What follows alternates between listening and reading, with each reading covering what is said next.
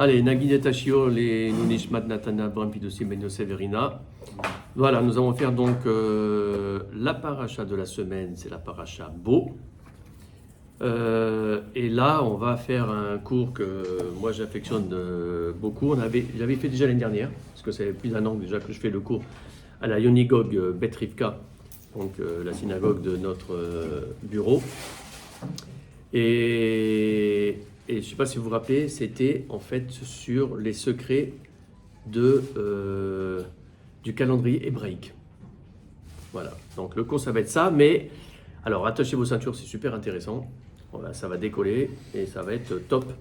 Voilà, mais avant ça, on va quand même parler un petit peu d'une plaie, parce que c'est vrai que la semaine dernière, dans la paracha de la semaine dernière, où il y avait 7 plaies qu'on avait survolées, on n'avait pas vraiment approfondi une plaie. Et c'est bien de quand même, chaque plaie, il y a vraiment des enseignements. Donc là, il reste 3 plaies qui sont Arbé, les sauterelles, Rocher, les ténèbres, et Makan Bechorod, la mort des premiers-nés.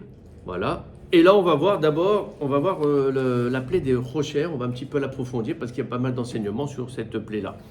Alors, cette plaie-là, Rocher, c'est la 9e plaie, l'avant-dernière. En fait, c'est la dernière des 9 plaies des séries.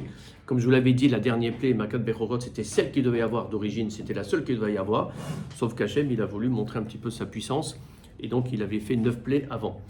Donc, Rocher, c'est la dernière des 9 plaies.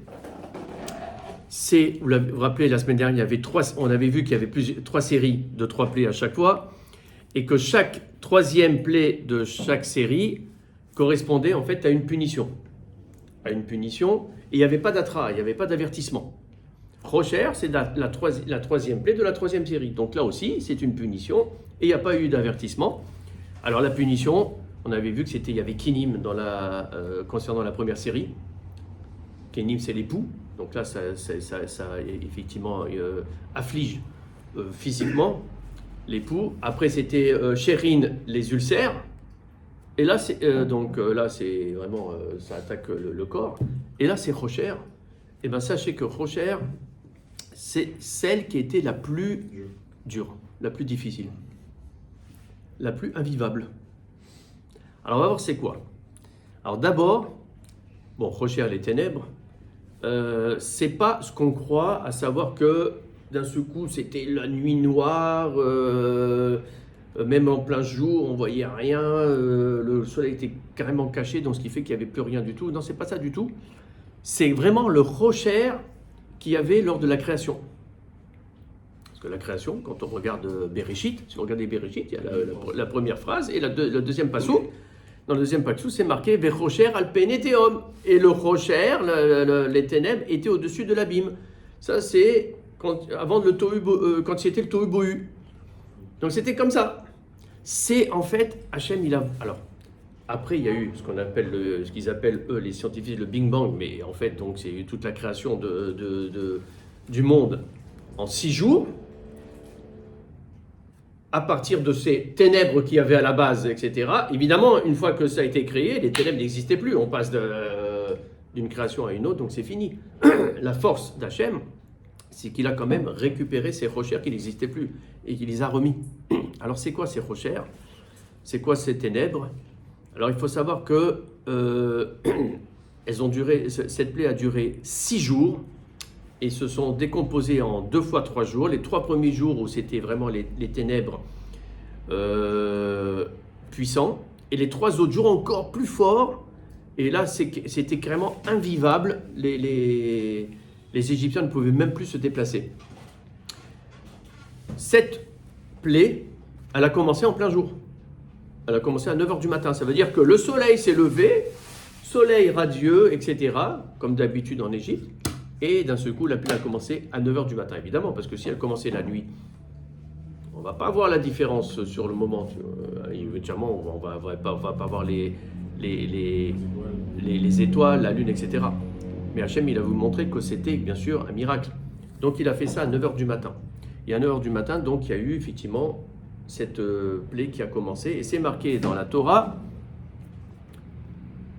Vayir Rocher al Eres Mitzrayim. Donc, on va voir que ça ne concerne que les Égyptiens, évidemment, comme toutes les plaies.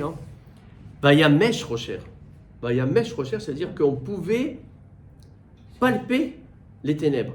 Donc ce n'est pas du tout ce qu'on croit. Ces ténèbres-là, qui sont les ténèbres qu'il y avait avant la création du monde, en fait, c'était quelque chose de palpable. Non seulement on ne voyait rien, mais en plus de ça, ça étouffait. Il faut savoir que la combustion n'était pas possible, parce qu'on pourrait se poser la question, bon d'accord, il y avait la nuit, le machin et tout ça, bon, et ben, il suffisait que les Égyptiens, ils allument un feu, une aire, etc., une chandelle, et zéro. Non, c'est impossible. Ils essaient d'allumer, ça ne se consumait pas. C'est-à-dire c'était quelque chose qui ne permettait pas la combustion. Donc c'est impossible. Il n'y a pas de possibilité de lumière d'aucune manière. Et il faut savoir aussi que, à l'inverse, et ça c'était le miracle, les Israélites, eux, à l'inverse, ils avaient la lumière. Alors pas la lumière normale en plein jour, ils avaient une lumière spéciale même la nuit. Ça veut dire que eux, ça a été le contraire. Pendant les 6 jours, ils ont eu même la lumière la nuit. Incroyable. Et partout où ils allaient, ils avaient la lumière qui les éclairait. Alors que eux, les Égyptiens, c'était tout le contraire. Alors, les 3 premiers jours, en fait, le but, c'était quoi? Le but de cette plaie, les ténèbres? Le but, en fait, c'était, bon, bien sûr, d'affliger les Égyptiens, comme on l'a dit. C'était une punition. Et surtout, ça rentrait d'après le Rav Hirsch qu'on avait vu la semaine dernière, ça rentrait dans le inouï, dans tout ce qui est oppression, etc. Mida keneked Mida. Comme les Égyptiens avaient opprimé, alors Hachem, il a fait des plaies pour les opprimer. On avait dit que c'était étouffant. C'était le pire, Rocher. Les 3 premiers jours, en fait, le but de cette plaie, en fait, mis à part cette histoire de Mida Keneged Mida vis-à-vis des Égyptiens, le but aussi de cette plaie, c'était aussi par rapport au Ham Israël, qui allait être libéré. Mais voilà, il y a une très grande partie du Ham Israël, du peuple juif, qui ne pouvait pas sortir d'Égypte, qui n'avait pas le Ishour, on va dire, d'Hachem pour sortir d'Égypte. C'est 2 tiers qui sont restés. Oh, on va voir plus. Pourquoi? Parce que ils ont dépassé la ligne rouge. Et vis-à-vis des Égyptiens, ils étaient trop en kécher avec les Égyptiens. Ils étaient trop dans le matériel. Ils se sont enrichis. C'était impossible. On ne pouvait plus faire quoi que ce soit. N'importe comment, ils ne voulaient pas sortir d'Égypte. Ils voulaient rester en Égypte. Donc ils n'étaient pas esclaves. Comment? Ils n'étaient pas esclaves, ces juifs-là.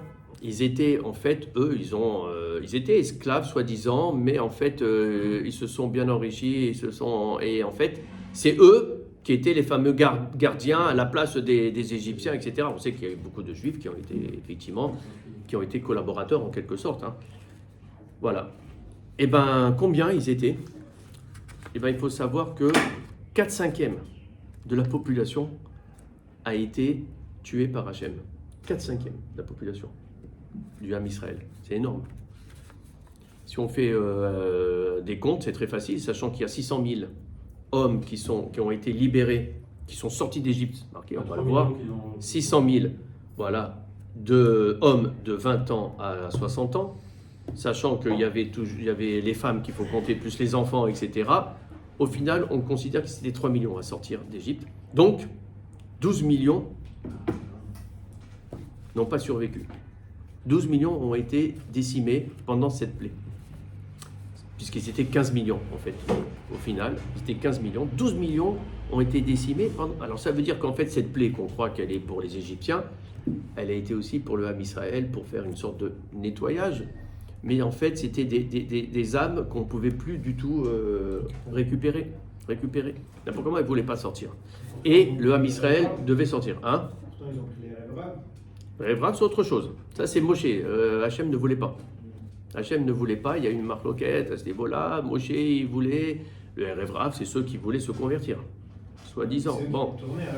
Évidemment. Donc voilà. Alors, pourquoi cette plaie des Rochers? Et on va finir là. Parce que Hachem ne voulait pas montrer, évidemment, tout ça aux Égyptiens et au monde entier. Donc il leur a mis les ténèbres pour qu'ils ne voient rien. Et pendant les 3 premiers jours, ces 12 millions ont péri. Et donc les autres Israélites les ont enterrés. Pendant ces 3 jours, les 3 premiers jours des ténèbres. Sans que les Égyptiens le voient et se rendent compte. Après les 3 autres jours, où là c'était encore plus épais, plus difficile, c'était invivable. Un Égyptien ne pouvait même plus se lever, s'asseoir, il ne pouvait plus faire un mouvement. Donc s'il était debout, il restait debout. S'il restait assis, il restait assis pendant 3 jours.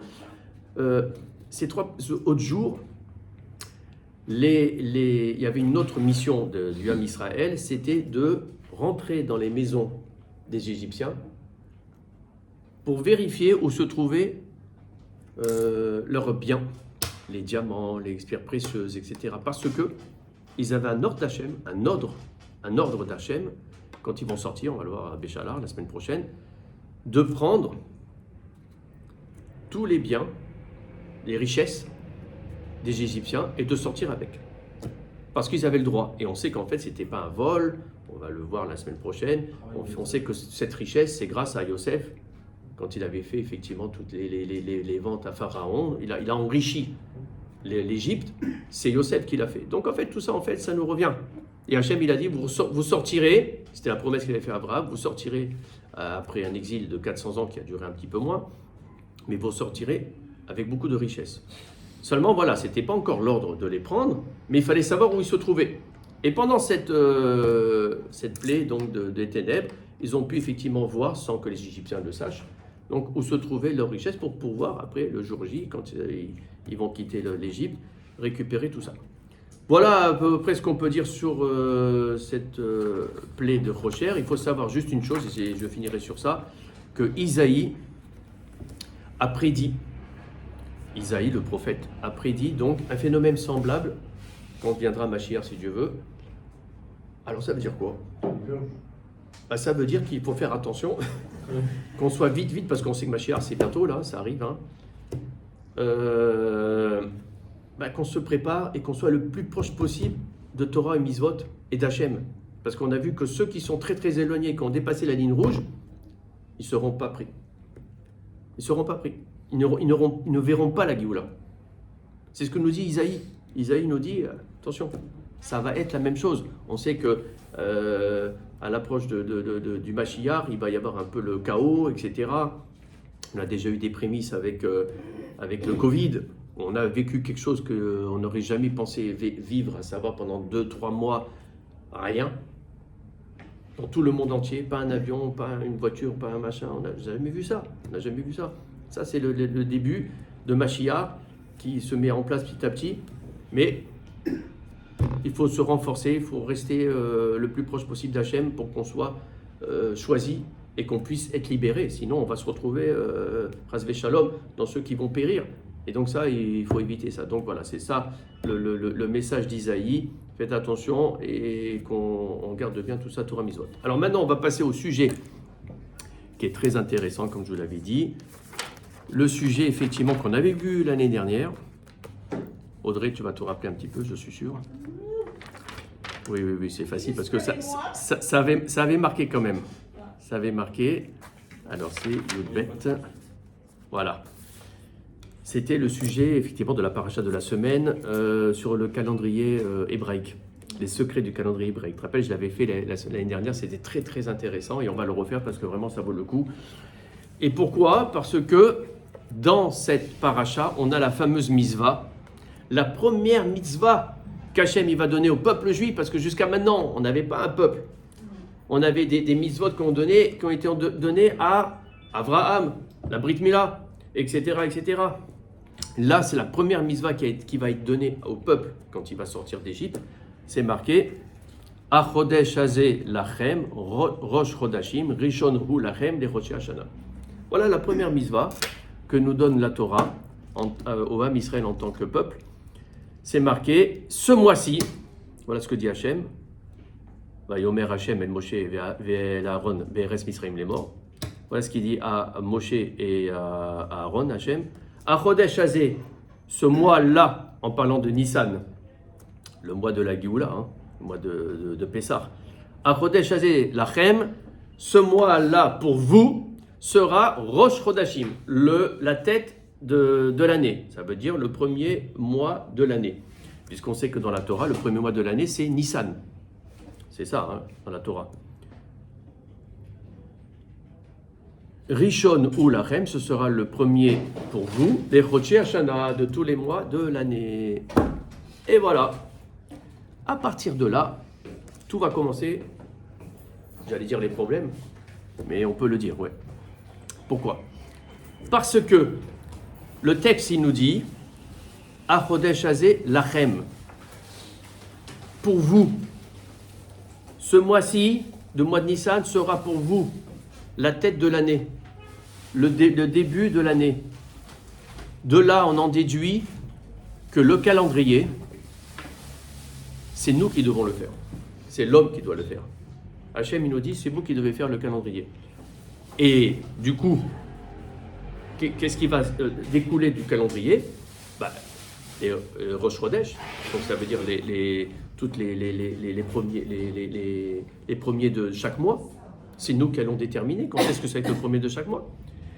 Du coup, ça va se découler aussi les fêtes, parce que les fêtes, c'est en fonction de ça. Toute l'organisation de notre vie, en fait, c'est nous qui allons l'organiser, contrairement au Shabbat. Le Shabbat, c'est pas comme ça. Le Shabbat, c'est le 7e jour de l'année. Le Shabbat, il existe depuis la création. Le premier jour, le deuxième jour, et le 7e jour, c'était Shabbat. Il est resté pendant 2000 ans à Hachem, et Hachem, après, il a donné en cadeau au Ham Israël. Et ça continue. Et du coup, on n'a pas choisi quand est-ce que c'était Shabbat. Ça continue, c'est le Shabbat, c'est le 7e jour depuis la création. C'est automatique. C'est automatique. Sauf que là, pour le calendrier, non. C'est l'homme qui doit le faire. Et ça ne concerne pas que le Ham Israël. Ça concerne tout le monde, tous les hommes. Parce qu'en fait, l'homme a été obligé de créer un calendrier.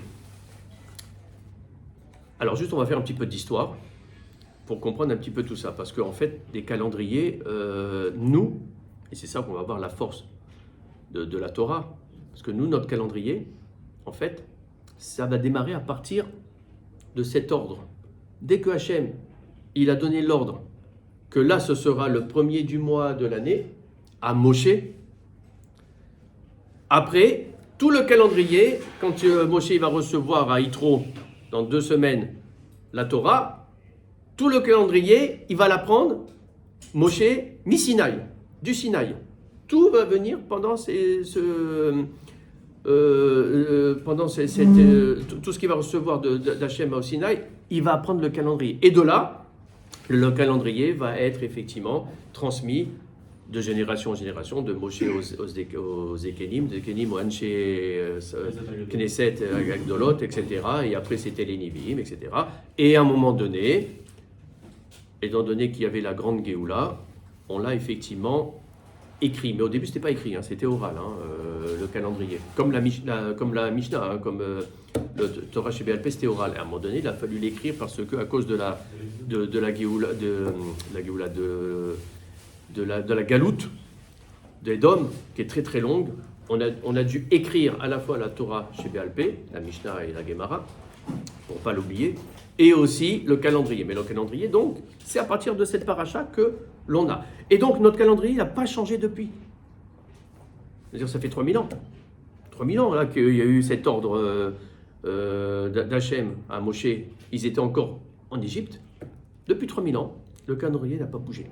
Alors qu'on va voir que chez les Goïm, ça a été tout un balagan pour trouver un calendrier qui correspond plus ou moins à quoi? Aux planètes, parce qu'on va voir que le calendrier, c'est par rapport aux planètes. Alors on va commencer par le calendrier civil. Le calendrier civil, donc, qu'utilisent les Goïm. Au début, c'était le calendrier. Alors le calendrier civil, c'est un calendrier purement solaire. Voilà, qui est fait de 365 jours, plus un quart, voilà, pour que ça corresponde effectivement au cheminement du soleil pendant un an.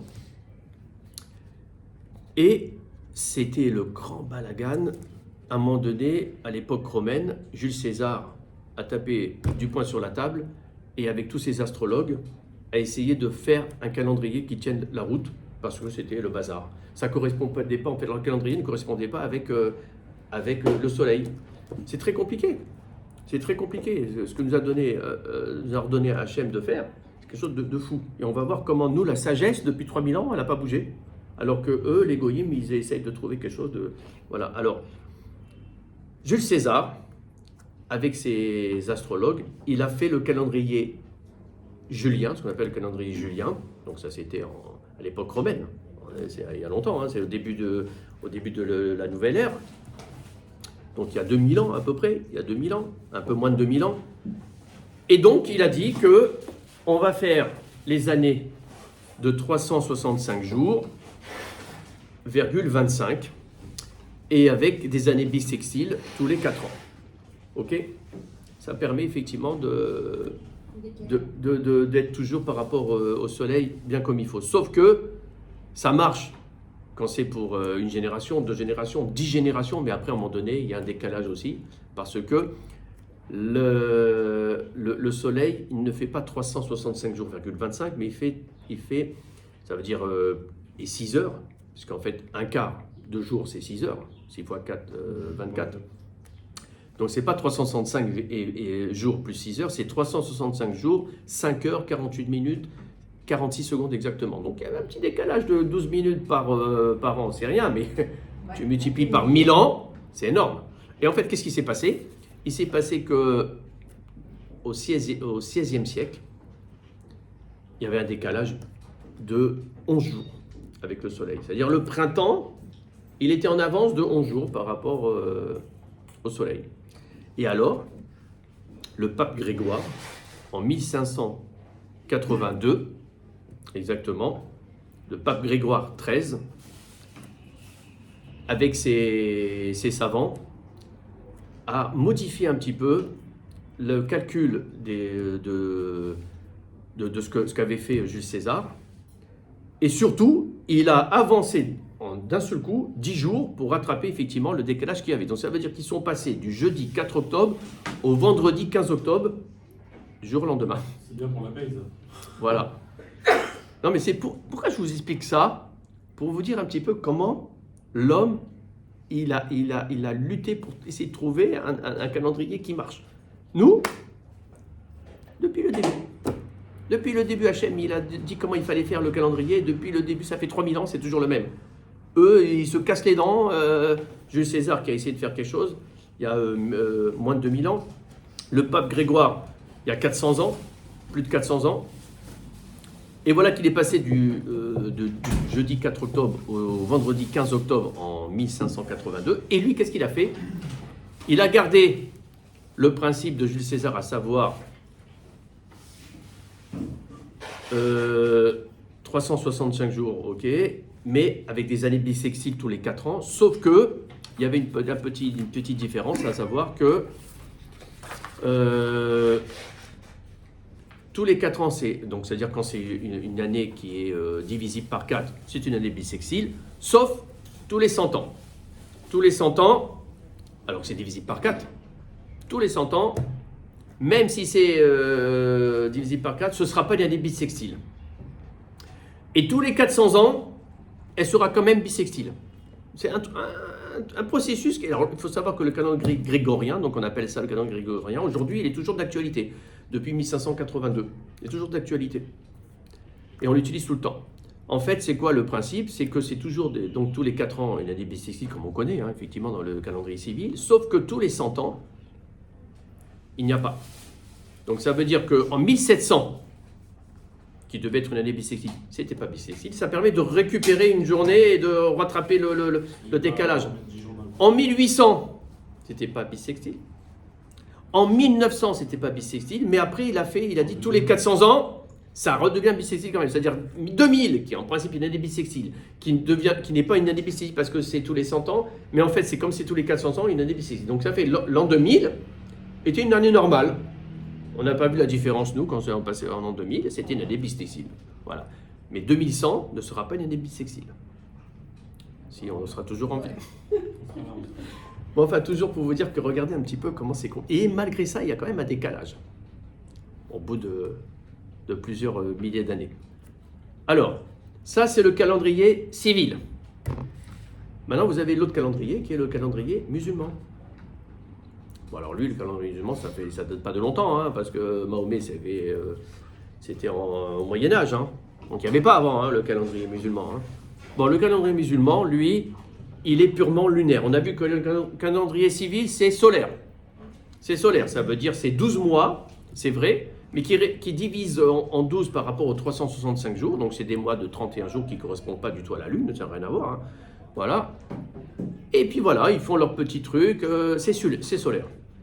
Le calendrier musulman, en revanche, il est purement lunaire. Il est purement lunaire. C'est-à-dire que les mois sont lunaires et les années sont lunaires. Or, les mois lunaires, on sait qu'un mois lunaire, c'est 29 jours et demi. 29 jours et demi, vous multipliez par 12, on n'a pas 365 jours, on a 354, 355. Donc il y a un décalage de 10 à 11 jours tous les ans. C'est pour ça que dans le calendrier musulman, vous n'aurez jamais les fêtes qui tomberont à la même saison. Et vous avez un décalage. Il y a un décalage. Donc des fois leur fête, effectivement leur Aïd, des fois c'est l'été, des fois c'est l'hiver. Quand ils font leur truc pendant un mois qu'ils ne mangent pas, des fois c'est l'hiver. Alors c'est facile, là, le ramadan. Mais quand ça tombe l'été, c'est très compliqué pour eux. Évidemment, c'est très dur pendant un mois de ne pas manger du lever du soleil jusqu'au coucher du soleil. Voilà. Parce que eux, c'est lunaire. C'est lunaire. Donc, ils ne font pas attention. Quant à nous, notre calendrier qu'Hachem il a donné à Moshe depuis 3000 ans, bah, c'est les deux. C'est à la fois comme le calendrier civil et le calendrier musulman, c'est-à-dire que c'est lunaire et solaire. En fait, nos mois sont lunaires. Pourquoi les mois sont lunaires? Parce que le mois, il est lunaire, parce que nous, le calendrier, c'est par rapport aux planètes. Et en fait, le mois, quel est le rapport le mois? Le mois, c'est le cheminement de la Lune, que va faire la Lune par rapport à la Terre pendant un mois. Et ça, c'est 29 jours et demi. Ça a des conséquences. Le cycle de la femme, c'est un mois lunaire. Donc, le mois, c'est normal qu'il soit lunaire. En revanche, nous, contrairement aux musulmans, nos années sont solaires. Pourquoi? Parce que c'est marqué à propos de Pessah, c'est marqué Chag HaMatzot, mais c'est marqué aussi dans la Torah Chag HaAviv. C'est-à-dire que Pessah doit toujours tomber printemps. Donc entre le 21 mars et le 20 avril. Toujours. Le début de Pessah doit tomber à cette période-là. Parce qu'il y a marqué comme ça, alors nos années doivent être solaires. Ça veut dire quoi qu'il arrive, s'il y a un décalage, parce qu'il y a un décalage, étant donné que nos mois sont lunaires, nos années, du coup, si on fait 12 mois lunaires, on a un décalage de 10 jours, comme les musulmans. C'est pour cela que tous les 3 ans à peu près, on va rajouter un mois supplémentaire, Adar Ve'Adar, pour pouvoir revenir. Donc voilà. Alors maintenant, on va voir comment ça se passe tout ça. Et pour cela, on va voir d'abord les différents cycles. Je ne sais pas si vous vous rappelez, on avait vu ça l'année dernière. En fait, notre vie, elle est basée par des cycles qui correspondent en fait aux planètes, si on regarde bien. Hein? Alors vous avez le premier cycle qui est le cycle quotidien, 24 heures, qui est quoi? Qui est la rotation de la Terre autour d'elle-même pendant 24 heures. Voilà, mais ça nous influence dans notre vie. Notre vie, elle est faite comme ça. On a le jour, la nuit, c'est 24 heures. C'est parce que la Terre, elle tourne sur elle-même. Voilà. Donc, on a le premier cycle qui est le cycle quotidien. D'accord? Après, on a vu qu'on a le mois qui correspond donc à la Lune, qui fait un cycle, effectivement, de 29 jours et demi. Ça, c'est le mois. C'est pour ça que nos mois sont des mois lunaires.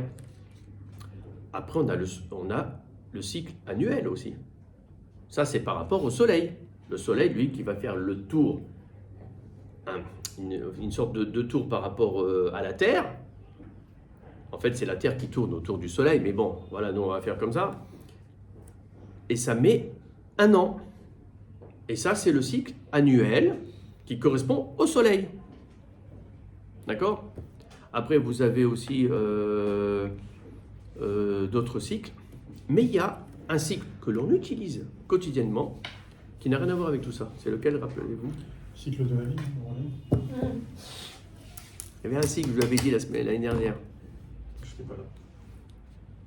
Alors, on a, dans notre calendrier, on a les jours, on a les mois, on a les années, mais on a aussi, dans notre agenda, Les anniversaires. les semaines. Les semaines. On a le cycle hebdomadaire.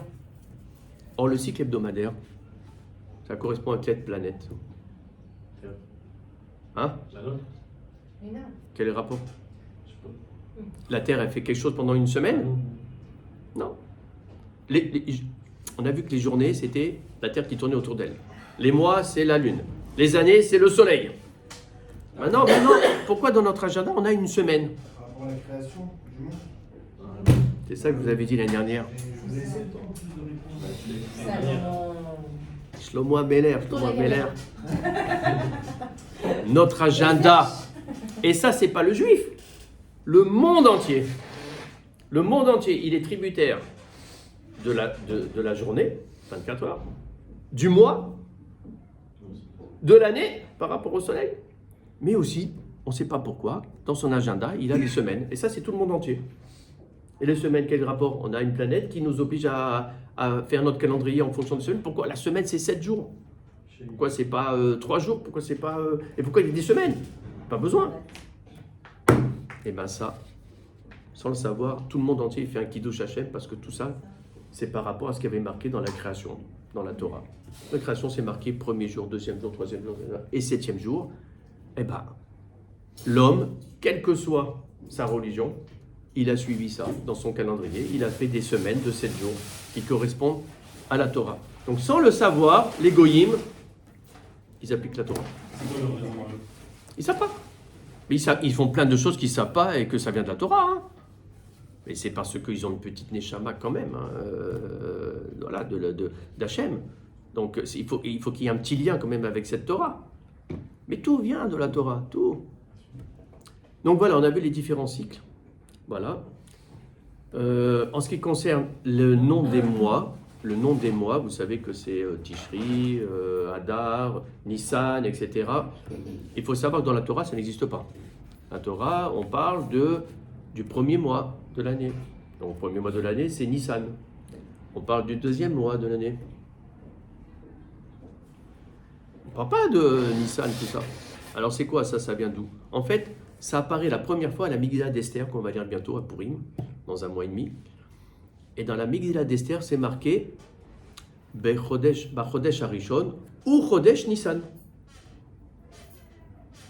Et en fait, ces noms-là, Nissan, Tishri, Adar, Shvat, Tevet, c'est des noms perses. C'est des noms perses, iraniens. C'est-à-dire même aujourd'hui, un Iranien, quand il écoute ça, et pour lui, c'est sa langue, hein. Faut le savoir. Hein. En fait, parce que c'est quand ils ont fait l'exil, le premier exil, ils ont été en Babylonie, le peuple d'Israël, ils se sont imprégnés bien sûr de la langue perse, c'était en Iran, hein. Et ben, du coup, ils ont pris effectivement le nom des mois perses. Et ça apparaît la première fois à la Megillah d'Esther. Ba Chodesh Harishon ou Chodesh Nissan. Et ça continue d'ailleurs dans la Megillah d'Esther pour d'autres mois.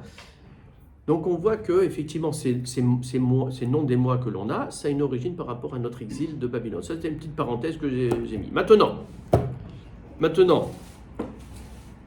quelque chose de très important, parce qu'on a vu un petit peu effectivement l'organisation. On sait que nous, ça fait 3000 ans que c'est le même calendrier. Alors comment on a fait pour être aussi chacham et garder ce même calendrier alors que les goyim, ils sont cassés les dents depuis 2000 ans.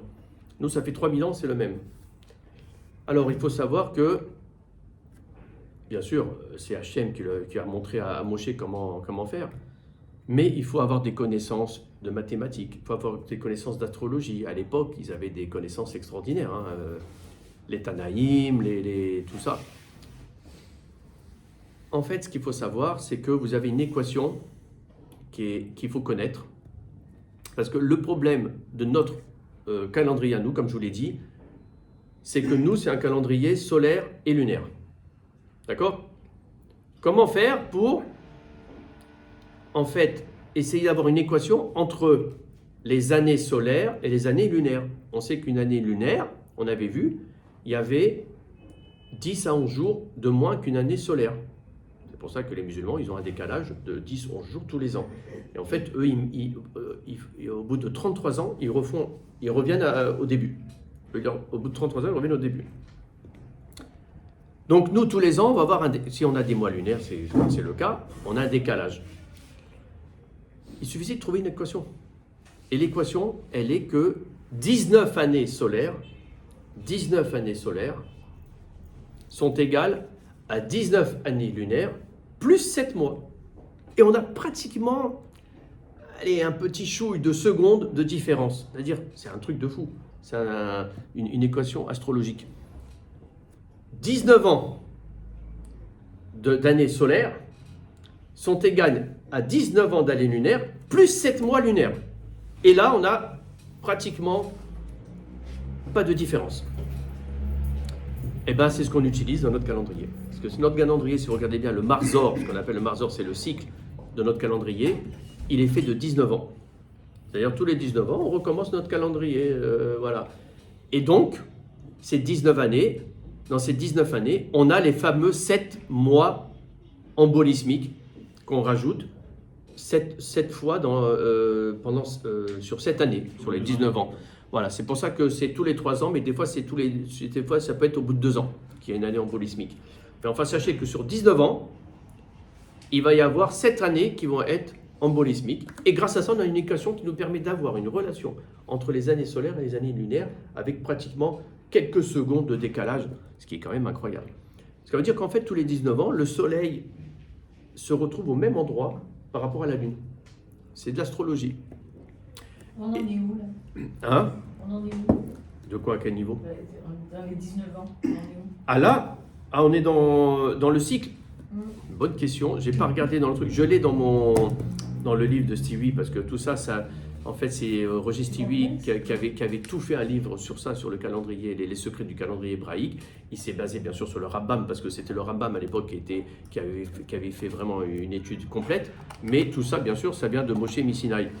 Là, on est revenu sur le début du Marzor. Alors, je ne sais plus quelle année on est par rapport aux 19 ans du cycle. Il faudrait voir. Pour voir si le soleil et la lune. Ouais, c'est tous les 19 ans. C'est tous les 19 ans que. Et c'est d'ailleurs pour cela que, si vous regardez bien, tous les 19 ans, votre date hébraïque correspondra le même jour que la date civile de votre naissance. Tous les 19 ans. 19 ans, après ça va être 38 ans. Etc., etc. 57 ans, voilà. Et là, vous avez votre date hébraïque qui correspond à votre date civile. Voilà. Mais ce qu'il faut comprendre, c'est que nous, notre calendrier, c'est des mois lunaires, mais c'est des années solaires. D'ailleurs, il y a beaucoup de mitzvot qui sont utilisés purement dans l'année solaire. Il y a des mitzvot qui sont utilisés que dans l'année solaire. Par exemple, vous avez le fameux Birkat Hachama que l'on fait tous les 28 ans. Tous les 28 ans, tu as le soleil qui retrouve sa position initiale lors de la création. Ça, c'est un autre cycle. Tous les 28 ans, alors la dernière fois c'était en 2009, je crois, donc la prochaine fois ce sera en 2037. Tous les 28 ans, on fait une bracha. Le mercredi, pourquoi le mercredi? Parce que c'est le jour de la création du soleil. Et c'est tous les 28 ans qu'on fait... tout ça, c'est de la sagesse qu'on a eue de Moshe depuis plus de 3000 ans. Vous vous rendez compte? Et on le garde.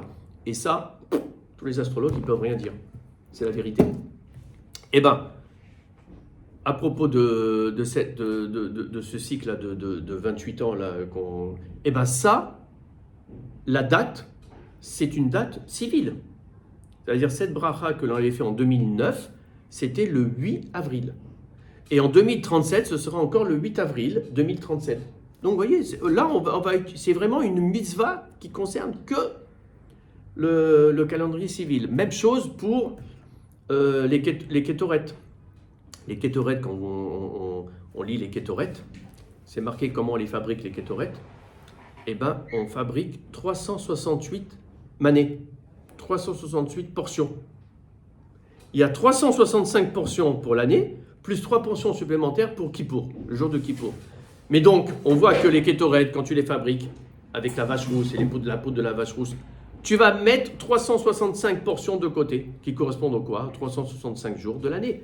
Or, on n'a pas 365 jours, nous, dans notre calendrier. Parce que nous, c'est 354, 355 jours. Après, on triche en mettant, enfin, on rajoute une année tous les 3 ans pour pouvoir être bien par rapport au soleil, mais on n'a pas des années de 365 jours. C'est l'année civile qui a 365 jours. Donc, vous voyez quand même qu'il y a des mitzvot qui concernent l'année civile. Donc, c'est pour ça que les deux sont importantes. Et c'est vrai que nous, quand on fait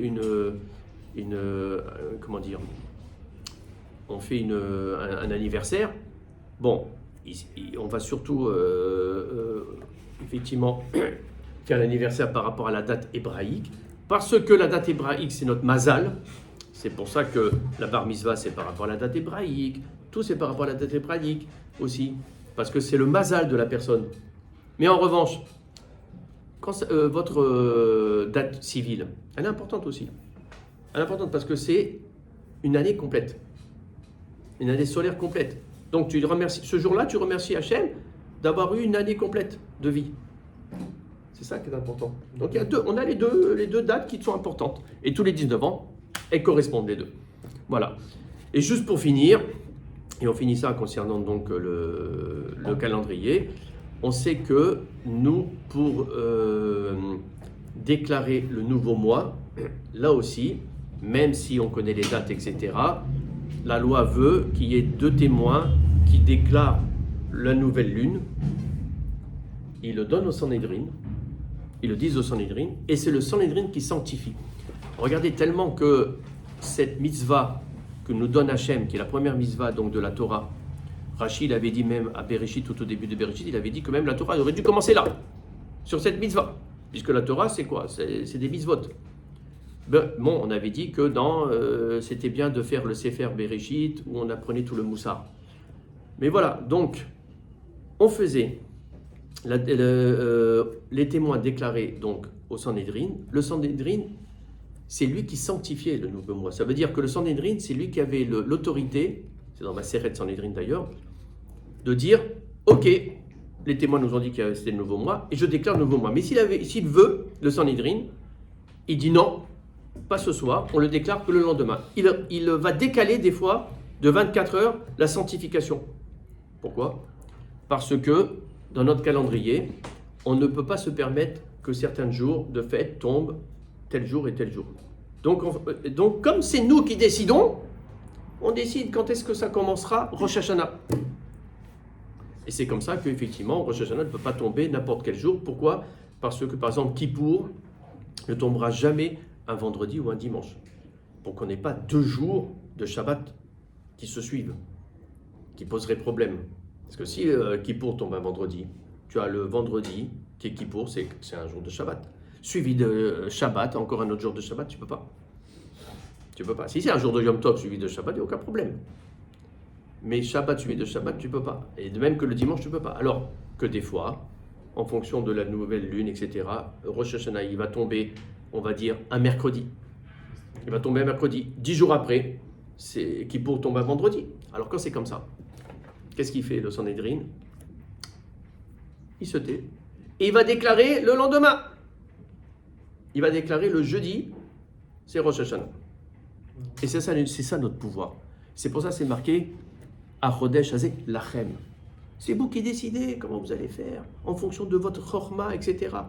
Et donc voilà comment on arrive à faire un calendrier que ça fait plus de 3000 ans qu'il existe et qui pour l'instant il est toujours valable, il est toujours bien. Baruch Hashem, on a Pessah qui tombe toujours pendant le printemps et ça fait 3000 ans, plus de 3000 ans que ça dure comme ça. Voilà la sagesse de la Torah et espérons si Dieu veut qu'on avait dit on soit bien toujours en kécher avec Hachem et Torah Mitzvot pour pouvoir être élu pour si Dieu veut quand Mashiach va venir, au moins on sera dans le bon train. Shabbat Shalom. Merci beaucoup, Yassine.